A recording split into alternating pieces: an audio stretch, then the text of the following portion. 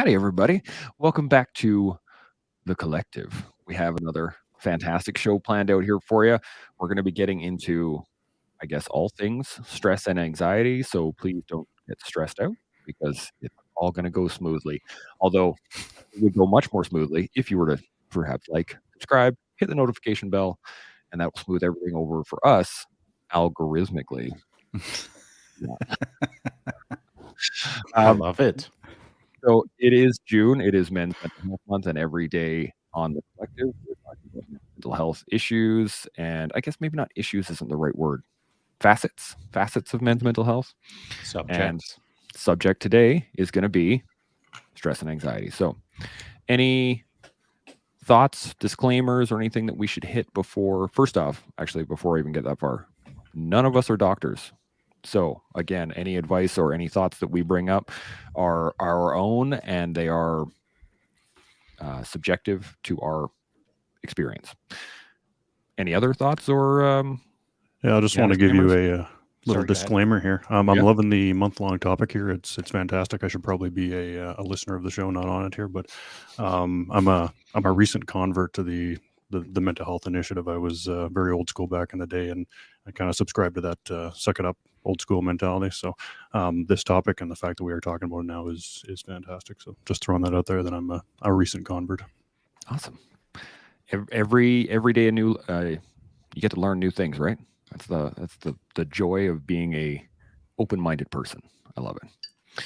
And I fall into Jim's camp of, I don't know how recent, but it's quite recent, that I am also trying to convert away from the just suck it up camp. And I know there's far better ways to do life than just suck it up. But hopefully today we'll find the right balance between just suck it up and let me put a warm blanket around you. And the stress and anxiety piece that we're going to be talking about today, Chance is right to say that none of us are medical experts. However, I'd look at this panel and I think it's a pretty good example of individuals who faced enough stress and anxiety, either through their lives or careers or through knowing people who have faced stress and anxiety in their lives and careers, that we should be able to cover this topic reasonably well. I agree. Any other thoughts or disclaimers? Everybody good? Okay. Quick little comment, Winter Storm. Good morning, everyone. Thank you for being a part of this. Thank you for being a part of this. We appreciate everybody watching. So you are a part. You are a part. The autocorrect gets me every time. I actually will write it out a part, and it puts it together for me for some reason. I'm stressed that every time you do that, it's always a typo. Stressed. And so with that, let's dive into the topic. And again, I'm going to check one more time. Any thoughts before we dive into this? Groovy. All right. Stress and anxiety. So, Shaun, I'm going to give it to you. You actually did a really good job of describing the difference between stress and anxiety and laying the kind of groundwork as to what stress and anxiety is. So I think I'm going to pass it off to you again to put a foundation for us all. Sure. And what I did do was this morning I put up a post on my IG site that talks a little bit about a 2008 World Championship 24-hour solo race that I did in Canmore. And it was a really hard race. They're always hard, but this one was particularly hard because of the weather. And so I like winning. I don't like losing. And because I was focused on winning, I had some problems during the race, some mechanicals and etc. And it put me back behind the curve, the power curve that I wanted to be on. And so as I lost spots, I was starting to get a bit stressed about the variables that I couldn't control. And I mean, that's what life is for me anyway, is not sweating the things that I can't control, just focusing on the things that I can control. However, as well as I know that doesn't, if I was a robot, I'd be able to make that statement and then perfectly be able to stand behind it. But I'm not a robot, I'm a human. And so as much as I know how to manage stress and anxiety in performance environments, I was still out there struggling with some stressors that were negatively impacting my performance in the moment. Even though I'm supposed to be really good at that, I was still struggling to manage the stressors of the moment, just in little ways. just in corrosive little ways that probably did negatively impact my performance. And so as I was thinking about how to talk about stress and anxiety to people over on IG, I use that race as the example, not to call myself out, but to create a case that through hardship, you're going to face stress, and that stress can build into anxiety. And so, how I separated the two: stress is a very short, a very near-term thing, or stress is created by things that are happening almost immediately in front of you within the timeline, versus anxiety, which generally tends to be a more chronic accumulation of, we'll call it stress, that then evolves into anxiety, or a more longer-term symptom, or we'll call it a struggle for lack of a better term right now. So stress is the things that you face in life immediately in front of you that can be good or bad, but stress is necessary for you to evolve. It's how you manage the stress in the moment. And if you're not managing the stress well, that can evolve into anxiety. Now, I know it's a lot more complicated than that, but that should get us going, I think. Yeah, that's a good start. I think, at least in my mind, the challenge with stress and anxiety is the fact that they are co-located, I guess, that stress leads into anxiety and anxiety can cause stress. And so there's this kind of back and forth flow of it, at least in my mind, that makes it kind of a pervasive issue in my life, is that I can be stressed out about something, which can then later cause me anxiety, and then that anxiety can then cause me more stress. And to find that kind of middle ground between allowing for stress to happen and moving through it, and not letting it, letting the future affect my now,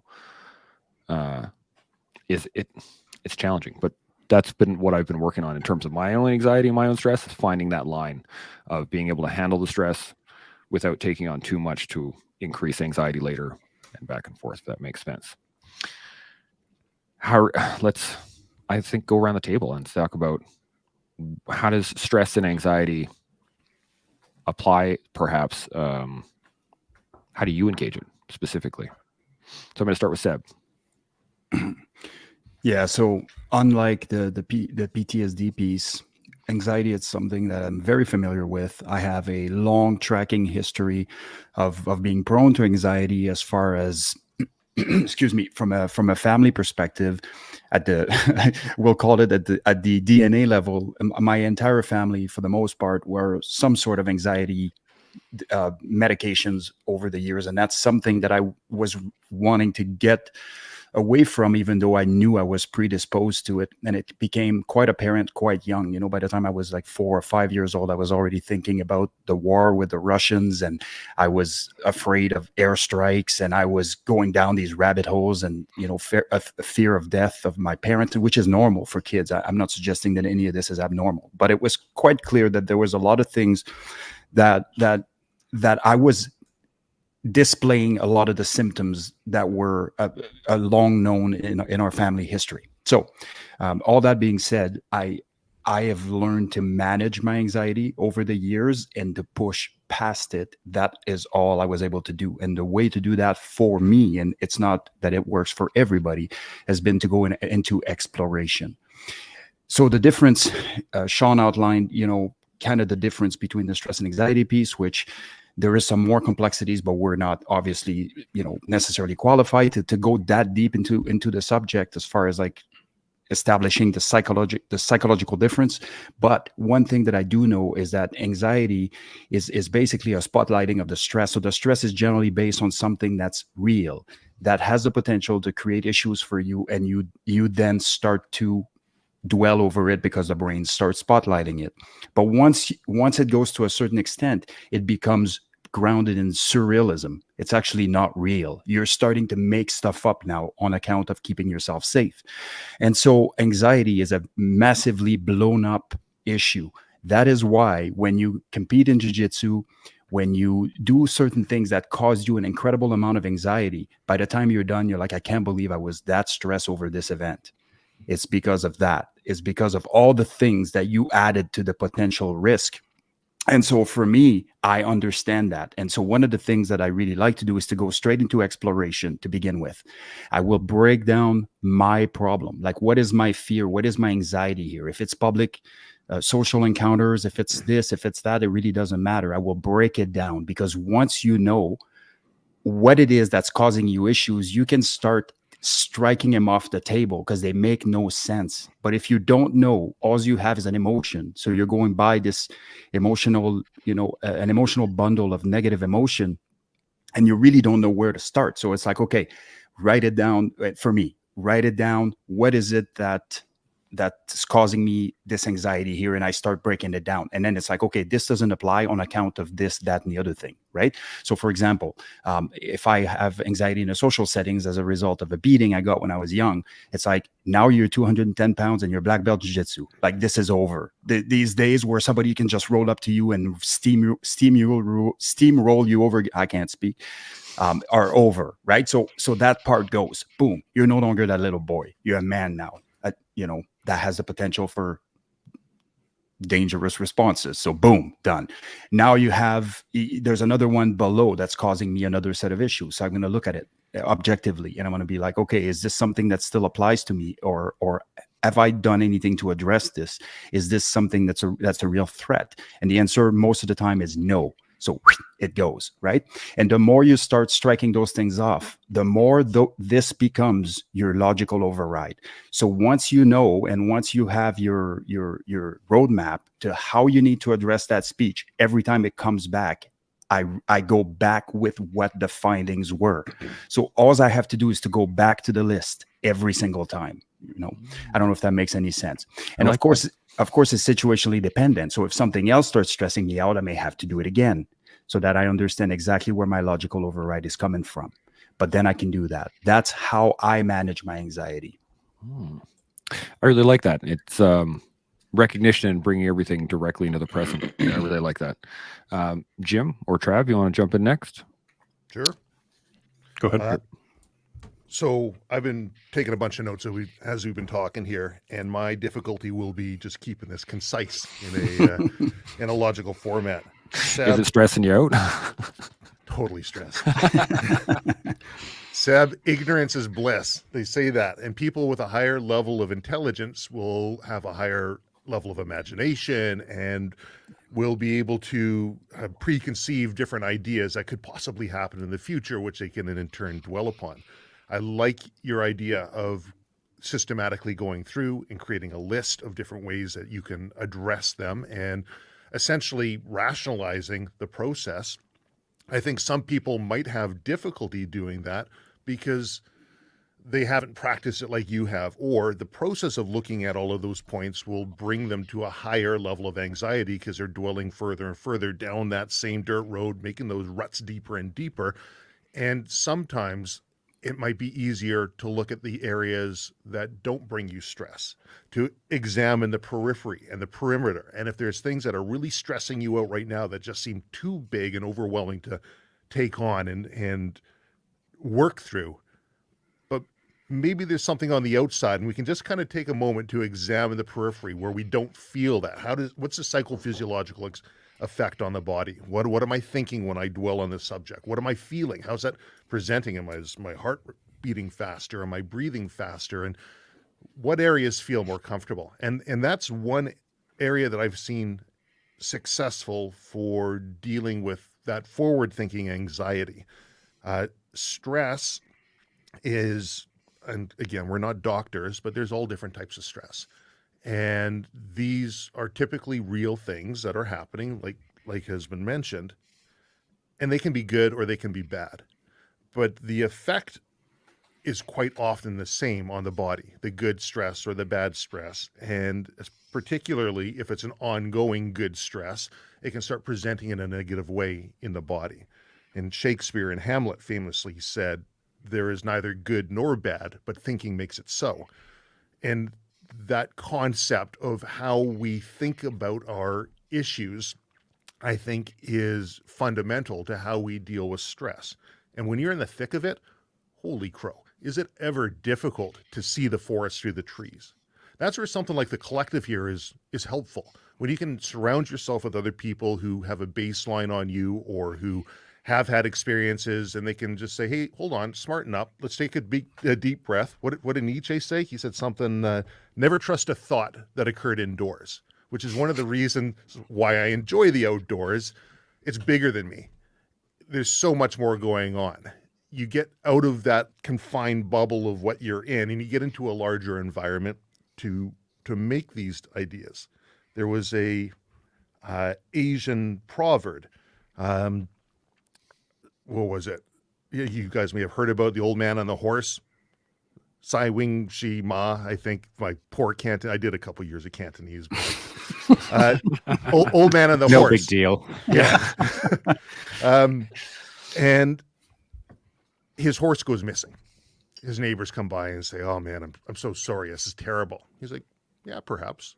Next day, his horse comes back with another horse. Like, oh, you're so lucky. Look at this horse you got. Things are fantastic for you. Perhaps. His son tries to break the new horse, gets on it, and ends up breaking his leg. Oh, terrible news, terrible situation you're in. Perhaps. The emperor calls it a war. Every able-bodied individual has to go to war. The son is saved from having to go, right? Oh, this is great. Perhaps. And it goes on and on like this, right? Yeah. Like, is what is happening to us right now, is it good or is it bad? Well, I don't know. We haven't seen the outcome yet. We don't see where this is going. And if we can keep that mentality when we're working through something, I think it will put us in a position where we're far more capable of dealing with stresses and far less prone to having imagined slights or issues or problems that can develop into anxiety.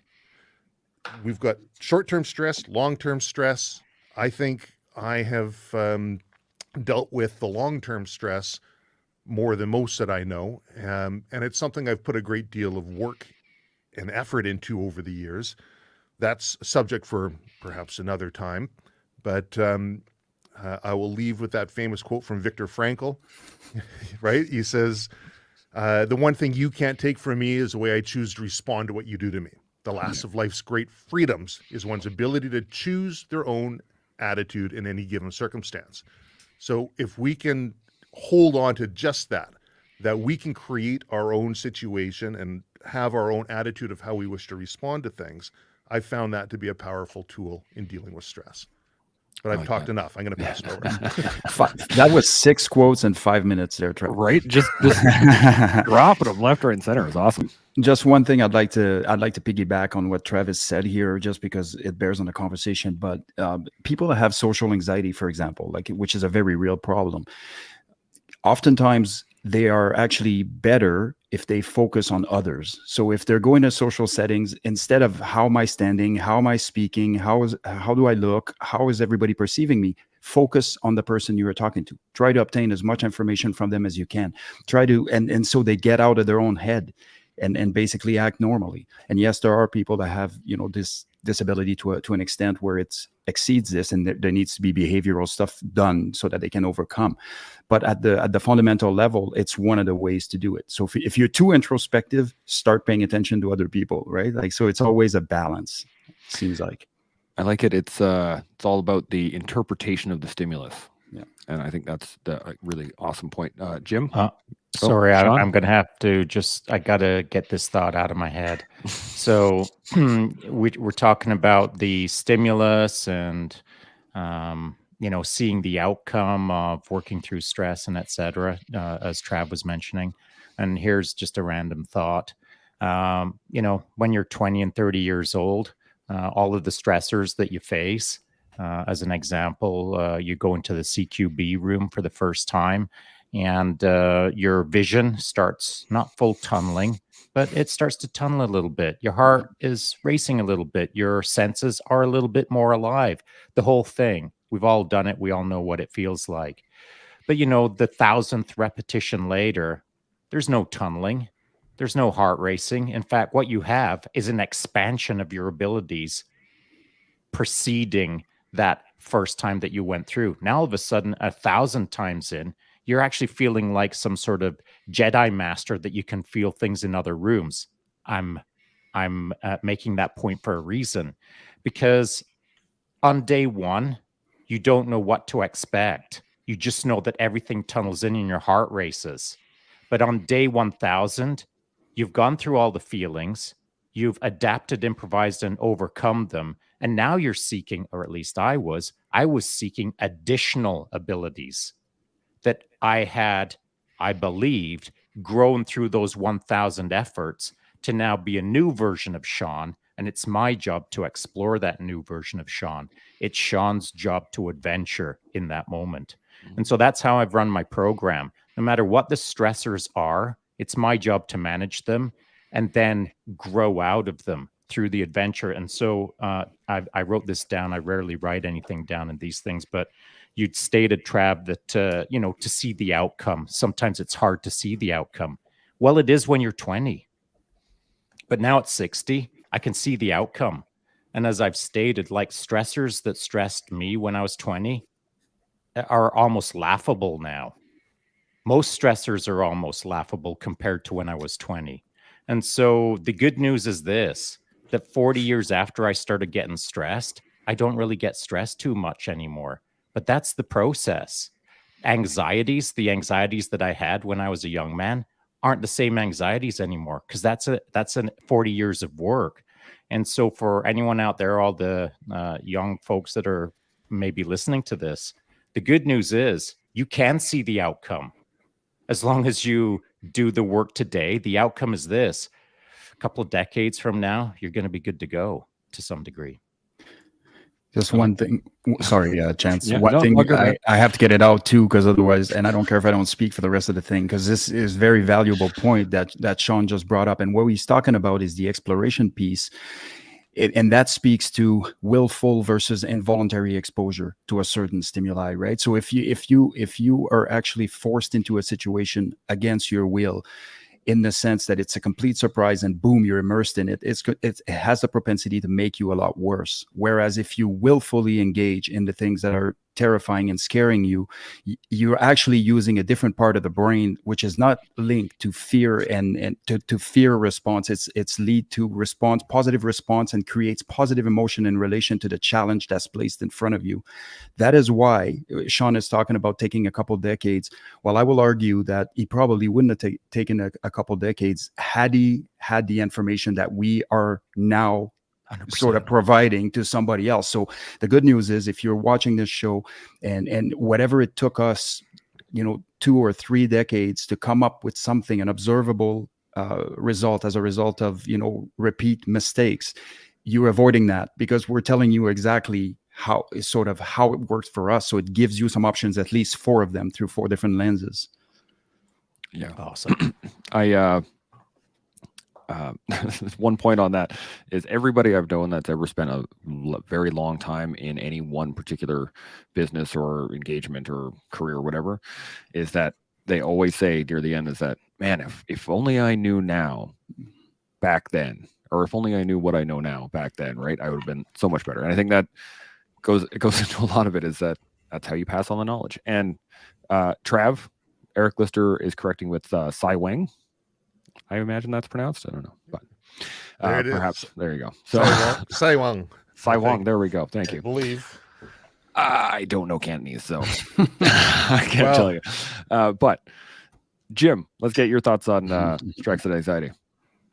Yeah, I'm learning already, so this is great. I got a list of quotes here, but my thoughts are it's hard. I'm bad at it. So stress, I followed all the little tips and tricks and things. Go stare at the mountains, go for a run, work out. Burn off that short term thing. I like the thought process around anxiety being that long term thing that you have to deal with. The hard part though is you can deal with the short term, and then the responsibility that perhaps causes that anxiety is always there. So you may burn off that initial stress. You may look at the mountains, and then I find myself always thinking about, okay, the mountains are cool, but 6 emails just came in. Somebody else is going to need something, or somewhere there's an emergency going on. So as a new learner, I guess I'm having a hard time dealing with that kind of thing. Is you can do all of the steps that you're supposed to do, but there's always that responsibility in the background, and that that anxiety grows as responsibility grows. It's directly proportional there, so it's a hard thing to conquer. Indeed. Anybody got any thoughts on that? Yeah, I think I love that. That just is a sign of a good man or a good person, where the personal stressors are separated from the leadership or the team stressors. The idea being that you're serving something much larger than yourself, has more stress than your own personal stressors. At least that's the way it works for me. And I've been told that that's the right way to run your program, is when you feel more responsible for the greater team around you than you do for yourself. And so it can create stressors for sure. And I think the one way that I've managed it in the past is, and I'm going to give myself advice that I find hard to accept, and that is, try to rely on the other people in your team more so than you do. So I wasn't a micromanager, but rather than giving my team tasks, I would make them sleep and take on all of the things that I could do while they were sleeping, so that when I had to wake them up and we had to go do a thing, then it was me that quote unquote suffered rather than my team suffered.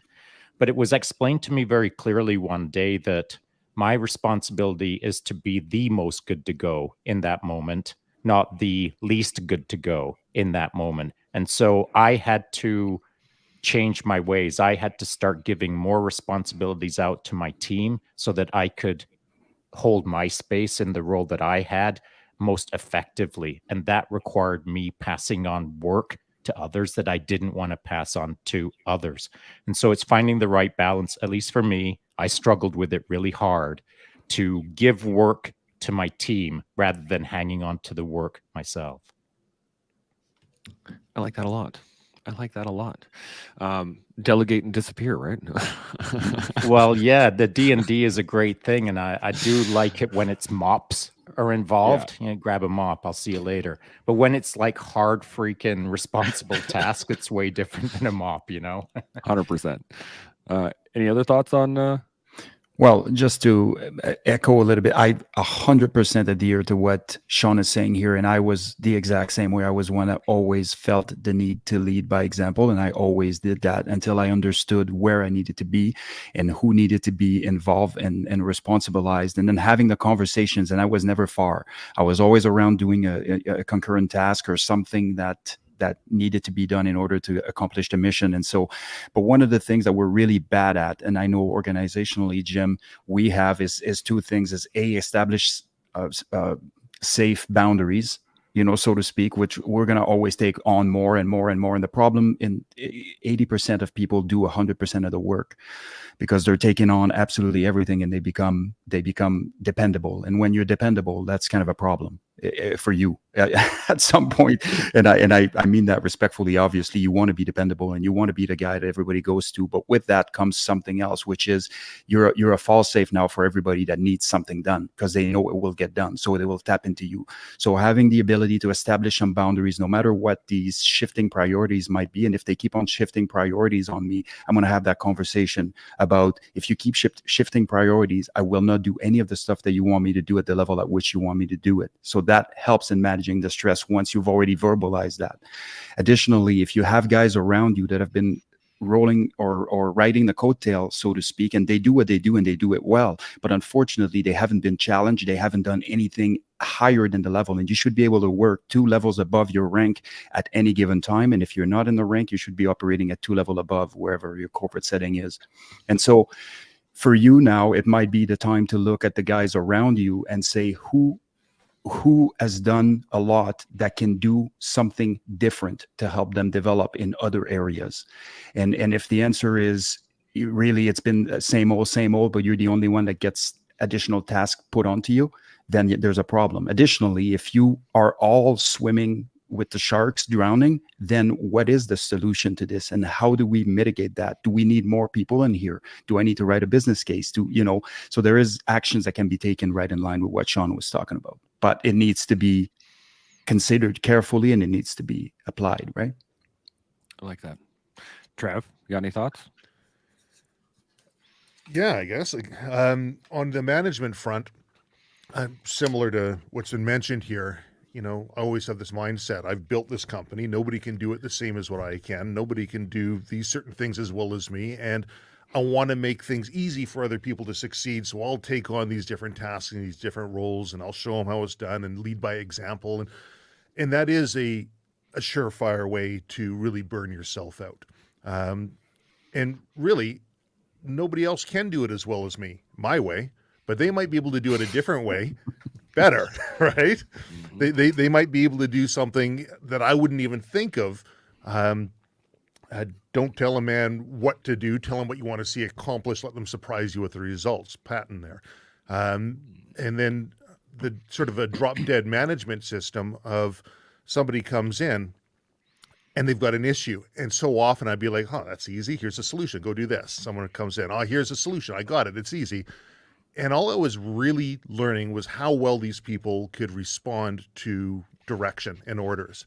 I wasn't really helping them grow, not in the way that I should have been. And so I changed it. And I said, tell you what, you come with a problem, come with 2 solutions as well. And we'll take a look at it.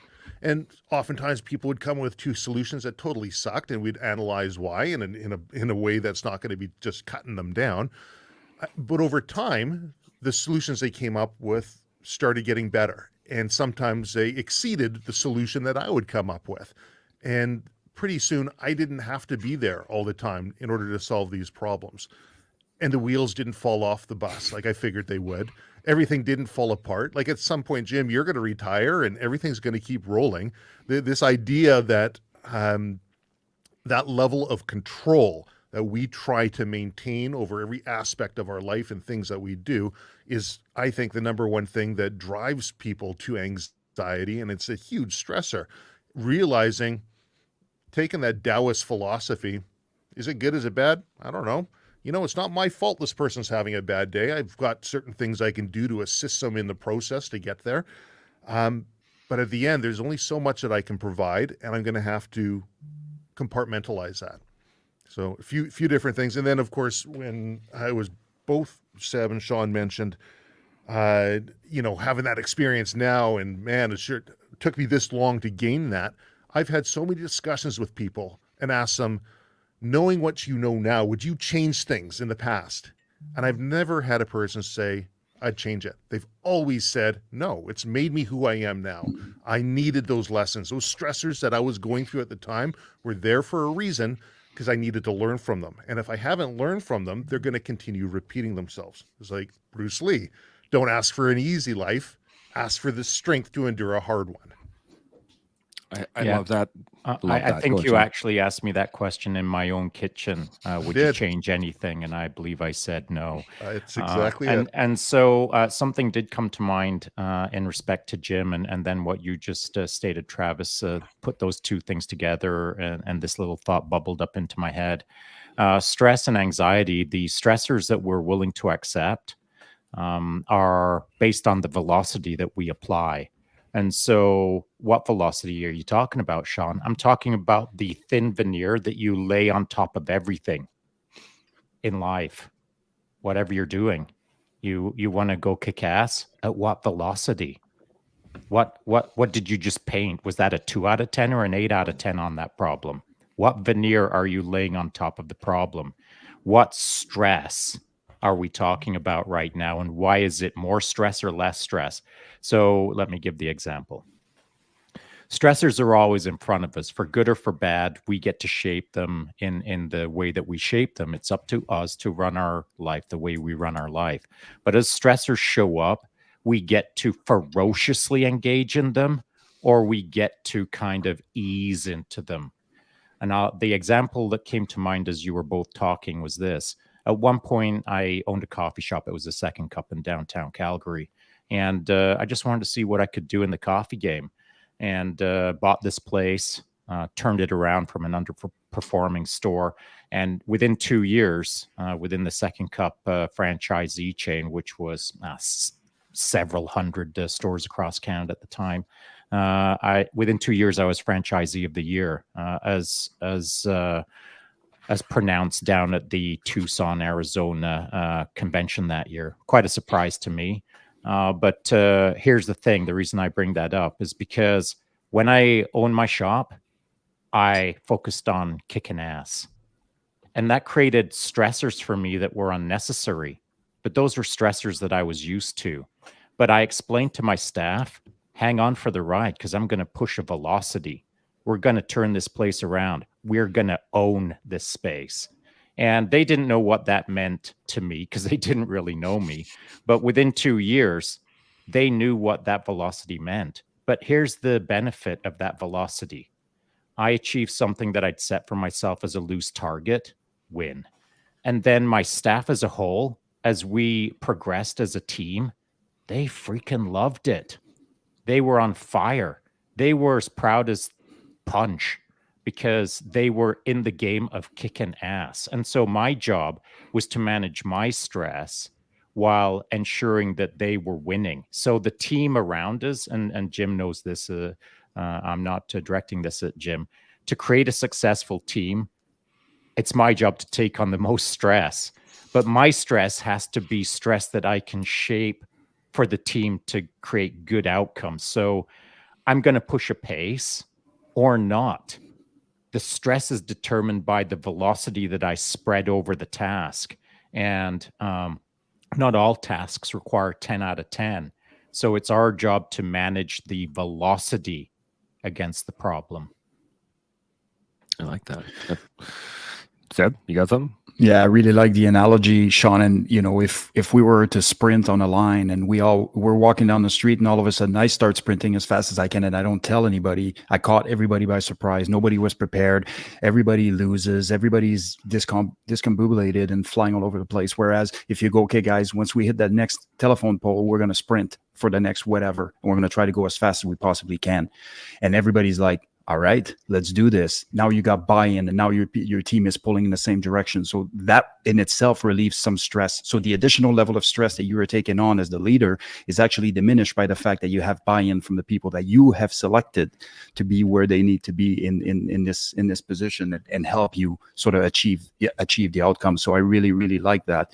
There's another thing that was said that was very interesting with respect to purpose. So you didn't say that, but it was implied, Shaun. Big Jim has taken, something that's truly a collectively beneficial endeavor in doing what he is doing. And there is a strong sense of purpose that should definitely be attached to that. And that helps with the resilience piece. And so, yes, you can burn yourself out, especially if you're working hard doing nothing. Like that's the fastest way to do that. If you don't know where you're going and you're running as fast as you can, good luck. Like it's important, but if you're purpose driven and you are working hard in that, you're way less likely to experience negative effects of that same stress. So yes, you're going to have negative effects on the day to day, but extended exposure will be reduced substantially on account of the purpose that you have behind it. So it's resilience essentially increased. And as a team leader or as a institutional leader, it is a tough job. You do take on double stress, as it were, for lack of a better term. But here's something that is a real good strategy for that, or a way to improve your life in the moment. And it's the example that you use, Seb. Funnily enough, when we're walking down the sidewalk and you just punch out and you're sprinting down the sidewalk. With a certain team, everyone's going to be bummed. In fact, with a certain team, they're going to think that you're a cheater. But if I'm in that team and you give me one of these little side eye and then you punch, I'm like laughing because that's game on. I love that stuff. It's a different level of gamifying the moment. And so if you pinch me and off you go, I love that. But not everyone loves that.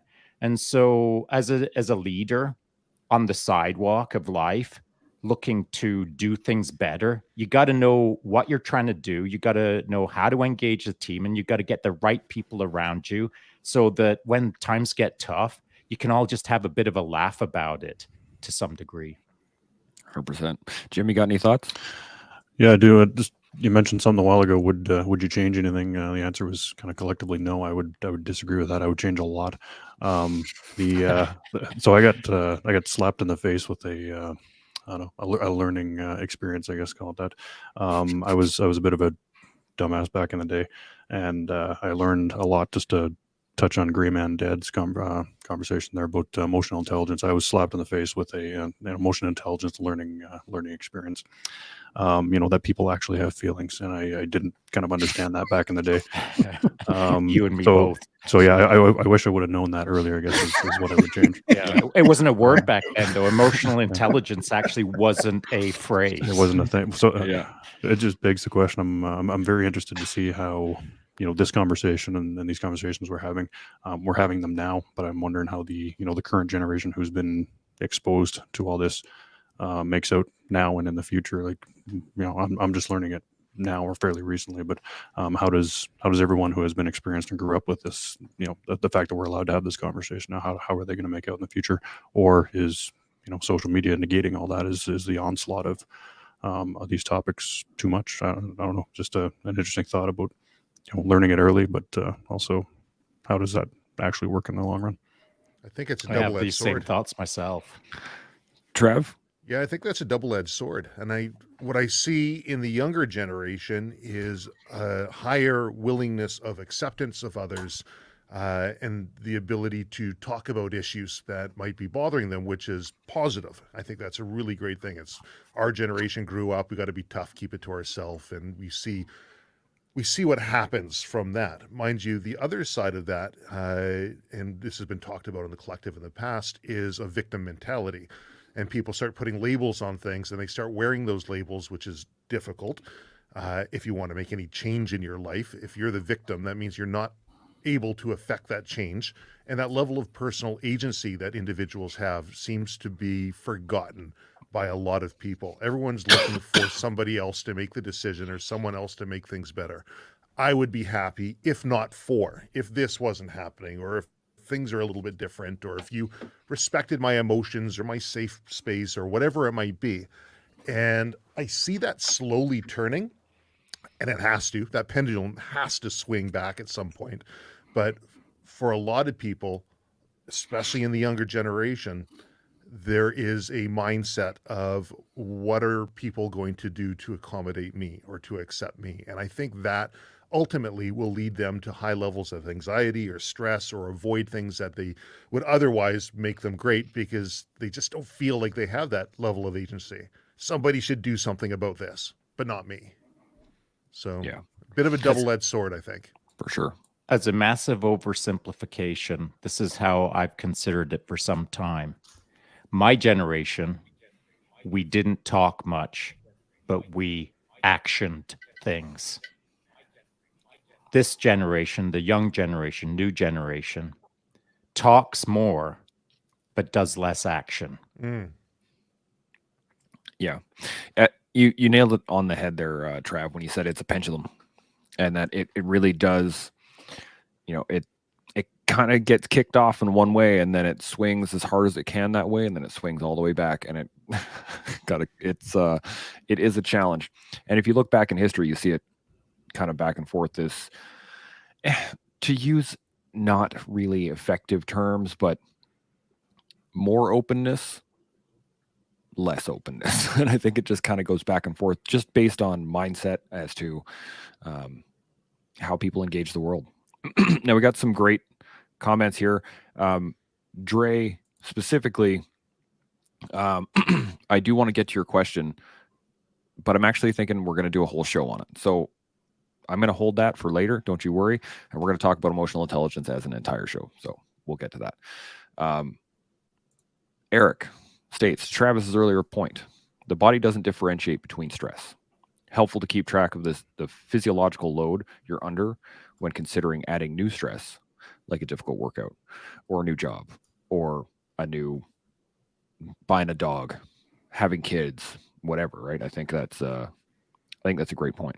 It is a great point. And for any performance coach out there, and I'm talking about high performance coach, not standard issue coach, a high performance coach will consider the minutia of the moment for each individual that they're coaching. And by minutia, I mean the physiological, psychological, the emotional, all of the stuff, all of the stressors. Every single day with my athletes around the world, I wanted to know how much sleep they got, what kind of sleep they got, what their work life is like, what their home life is like, what happened yesterday, how's the dog, where are the kids, what did you eat last night, all of it. It's all stressors. And my job was to understand the details of the stressors within their life so that the pattern that I'm forming and teaching them to form is not based simply on workload. It's on their entirety of life that day and that week. And so, to Eric's point, I can't, no pun intended, stress it enough how important it is to understand your entire stress load per day. I like that a lot. Any thoughts? Mapping and identifying those stressors, I think, is a very important thing as well. Because sometimes people will reach a point where they're like, man, I'm stressed. Why? Oh, I just had so much stuff to do. I mean, earlier is brought up, I'll get a phone call, I'll get a text message. I'm outside, but then I start seeing all of these things come in and they require my attention. Well, clearly, those phone calls and those text messages are an immediate stressor. The mind just goes into high gear. It goes bing, thing goes off. What is this? Doesn't need my attention now. How do I work on it? Maybe that's a simple one to, which is part of why I like being outdoors, because I'm outside of cell reception a lot of places I go to. But if we're able to map and identify what those stressors are, we can better deal with it. The amount of stress that people can deal with, there's, it's been referred to as like a bucket, and you put water in and there's a hole at the bottom and you put it in and it drains out, and it never really overfills unless you put too much in, or you're not taking water out. So you have a couple different ways of dealing with that. You either get a bigger bucket, or you put more holes in that bucket, or you limit the amount of water that's going into that bucket, which is typically the way people will deal with that. There is one more way that popped into my head. I've never read the statement, but it was just a logical outcome of what you stated. The fourth way would be through evaporation. Well, and so, sure, empty it out, right? Well, evaporation. No, I mean evaporation through timeline. And so, whatever stress is in that bucket, if you apply the correct amount of velocity, and we're going to call it a slower velocity now, against that bucket of stress, if you slow down the pace, of filling the stress bucket, evaporation process will take effect. And over a period of time, it will reduce your stress just because you've dialed it back. Makes sense? I In like time, that. this too will pass. That's Naturally. exactly it. Yeah, there you go. We have another couple comments here. Seb, I don't know if you caught any of that, but you Yep. you did. I was Got any on thoughts on that? I was on the entire time. No, I'm good. Okay. We have another couple comments here. Robo Murray, good to see you, brother. Leading with the objective to be achieved rather than the solution has been my paramount in my experience with development teams, and a learning process for me over my career. And he goes on. Sorry, go ahead. No, I was, excuse me. I was just going to say this speaks to your mission, and your mission execution remain flexible, right? So the mission is this, the mission execution can change in a variety of different ways and still accomplish the same outcome. I like it. Yeah, and I hope that's how it works out, because that's what makes life fun, right? I know the mission statement. Just let me sort out the rest. Agreed. He goes on to say, in all honesty, my team's solution to an objective problem to solve will always be better than my ideas. And the simple act of asking them to solve it is empowering for them, 100%. And a whole lot less stress on my shoulders rather than trying to be a single source of a solved problem. True story. Great point. Any thoughts on any of that, or everybody good on? Solid. Enjoying the process. Alan Watts, he was the sort of modern philosopher talking about, we go to elementary school and we're told, pay attention, do your homework, get good grades, and good things will happen to you, right? You're going to graduate elementary school and you're on to high school. Graduate high school, pay attention, get good grades, don't mess around, right? You'll go on to university, you'll go on to college. It's something cool's coming your way. It's going to be great, right? Go on to university and college and got good grades, top of my class, and now I've got a fantastic job. And by the time you're 40-something, you're at a high level in the job, you're succeeding, you're doing everything that you should be doing according to the plan that you've always been told, only to realize, I've obtained it. Is this it? And he says, you miss a point all along. And his whole life process was a musical. It was a song. It's a singing and dancing process, and you're supposed to enjoy it along the way. If we can recognize that all of these things that we put in as stressors for ourselves as we're achieving the next level of life are all part of this song. They're all part of this enjoyment.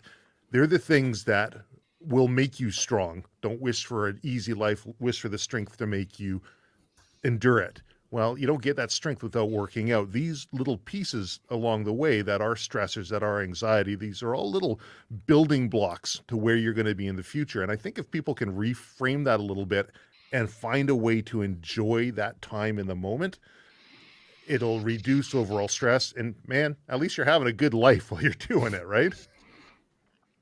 Yeah, and if we're Like using Alan Watts' musical performance example, which is a great one, by the way, yeah, enjoy the musical. Get up on stage, tippity tap your feet, do your jazz hands, sing into the mic, do your musical. But guess what? Do you know what that stage is? That is the observed life.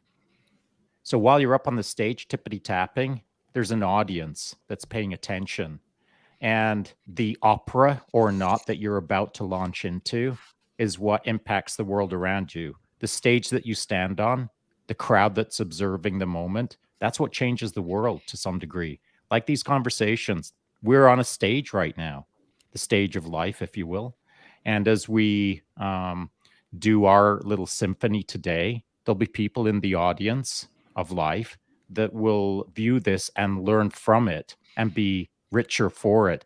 Our journeys are our journeys, but they're also the stage for the rest of the world, as it were. I like that. I hadn't ever thought about that. Jim, looked like you got a thought. Yeah, just on that, how to manage your stage and your bucket. I've found that I'm terrible at managing my own bucket, so I've tried to surround myself with people who at least know when that stress is getting to me, or hey, take a minute, do a lap, look out the window, do something like that. So the friends and family aspect of how to manage your bucket is great. Something really stupid just has really helped me is my watch. It tells me when to stand up and take a stretch. So just those little tips and tricks to when you're getting to that point, having some help around you, I guess, in whatever form that might be, to even that 10 seconds of release is good during the day. I really like that. Anybody else got any tips or tricks to help manage stress throughout the day? Acute stress, immediate stress. Yeah, acute box stress. breathing. Immediate box breathing. It'll sort most things out. And if that's not sorting you out, there's a bunch of other tips and tricks that you can do. But the one that I want to talk about right now, just because it's relevant to what we've just bounced into or out of, I guess, is if you're up on the stage and you're feeling stress, look for your stage manager. I've got 4 stage managers in front of me right now. If I'm out on the stage and I'm feeling panicked or stressed or anxiety is starting to build up on me because I'm in front of the world, the world stage, well, my stage managers will help me out. I can lean on their shoulder. I can look for direction from them. If I botch my lines, if I can't remember what I'm supposed to say next, my stage manager's right there to lean on. And so in the game of life, as you're standing on that stage, make sure you got some good stage managers in your corner. I like that. There's truth bombs being dropped all over the place. I'm loving this.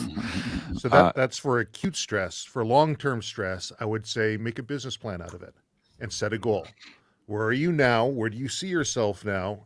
Where do you want to be in the future? And then out of that plan, start identifying pros and cons. Take a simple pros cons list. This makes me feel happy. This one doesn't. How do I have to do this even though it doesn't make me feel good? And get to Jim's watch. How much time am I going to allot to that today? And start taking time blocks for the parts that you don't like and ensuring that you're celebrating those ones that you do like. Because all too often we spend our time working on those difficult ones. I find personally working on the things that don't bring me happiness because I say, if I keep doing this, I will eventually get over here. but I forget that process in between. I still have to, I could die tomorrow. I still have to make sure I'm managing that stress and enjoying myself and that bucket's not getting overfilled. So creating a proper business plan or plan with a goal, and then temperature check that. Don't be afraid to talk to your friends, to your family, to those around you and say, here's where I'm going to go. Here's how I plan to do it. Love your help along the way. And if you have suggestions, great. Otherwise, that helps create a community around you that's working in the same direction, like Seb mentioned earlier. I like that. Seb? Yeah, and on that as well, I like to focus on the internal things. For me, it's all about optimizing what I can control so that I can, whatever variables are tossed at me, there's nothing I can do about that. Sean was talking about spheres of influence earlier, implied anyways. Things you have direct control over, things you have some influence over. I'll be injecting less emotions in it. The things that are completely outside of my control, I won't be focused on at all. But what I will focus on is optimizing my own response, my own actions. So as Travis was just mentioning, having a process, that's critically important to me. I have to do that to remove as much stress as I can from my life. I have to have, and it's not that everything has to be planned. I can react also. Like, this is not an all or nothing. But if I am to manage long-term anxiety, it's important for me to have a plan, to have certain things that I need to action so that I can check mark as I'm going along and just make sure I'm on the right track. And it removes a little bit of the stress for me. And that's optimizing my own performance in relation to the application of the steps I need to take to make that plan come to life. I like that a lot too. I also find it makes it easy if something comes up that doesn't lead to that end goal that you're hoping to get towards. Now that I've identified these things, I don't even have to make that decision anymore. It doesn't fall into this. I'm not going to think about it. I'm not going to deal with it. We have a couple more comments, and then I'm going to go down the line for some final thoughts. But before I get there, any other tips and tricks? We could probably do a whole show on tips and tricks. Probably, yeah. Yeah. I mean, for me, the biggest one, grace. Giving myself grace to be in the moment. That gives me, that alleviates quite a bit of stress from the next 5 minutes that I always get stuck on. Can I add something quick here? Sure. Yeah. So just because you reminded me here, and that's an important piece, but we need to be, one of the things that compounds the stress is to not take actions. So you know exactly what you need to do, but you are not taking actions. And if you're not taking actions, your stress is compounded. It actually increases as time goes ahead, as you're moving closer to the perceived timeline, whatever that might be. Or as you are finding reasons not to do certain things, you're just adding to your stress. Like, how many times have you had a task to accomplish and you're procrastinating on it for weeks and it stresses you out like nobody's business? And once you take it on, in 4 hours, it's wrapped up and the stress is gone. Had you take that on 4 hours in the beginning of this 6 weeks process, you wouldn't have been dwelling over it for 6 weeks. So putting actions into play immediately instead of that propensity to procrastinate, so to speak. I love that. Yeah, 100%. As Sean likes to say all the time, facta non verba. Right, Sean? Correct. And you know what? That is the truth. It's deeds, not words. And when it comes to stress, man, stress will never go away. It doesn't. And nor should it. No. It's a freaking gift as long as you shape it well. And so at my point in my life, actually for some time now, since I started racing 24-hour solo mountain bike races, I pursued stress. I pursued anxiety.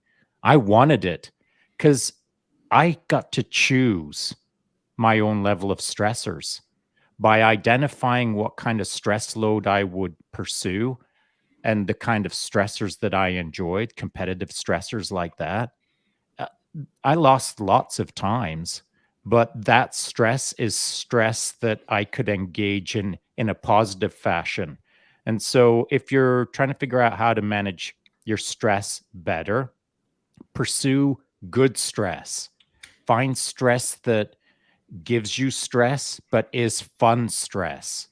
The more fun stress you can absorb, the better you will be at managing all stress. Yeah.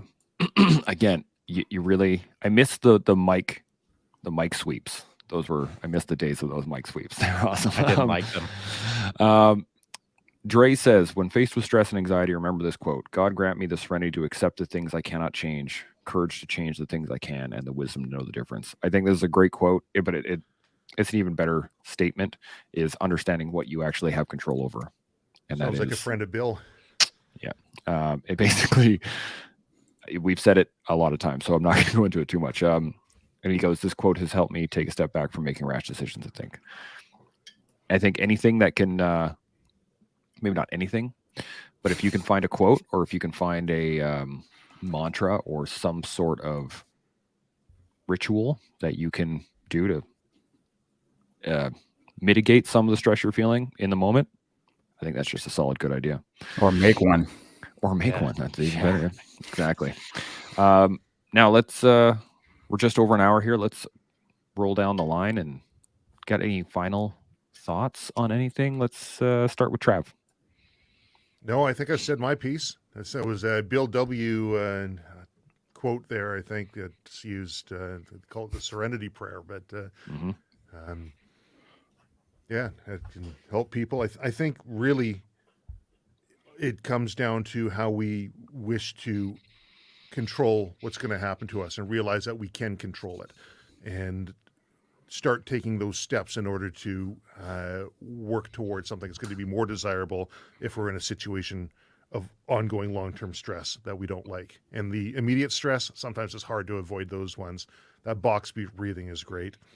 Exercise, sleep, limit consumption, food, alcohol, whatever it might be, social media, whatever you're consuming, and strong social network. That is vital, according to an 85-year study of Harvard University. The number one predictor of happiness among all different classifications of individuals and all different types of their life is having that strong social connection. If they don't have that strong social connection, tune into the collective, join in. I was just going to plug the show Shameless for it too, plug. but boom, I got it for me. Zeb, what do you think? Final thoughts?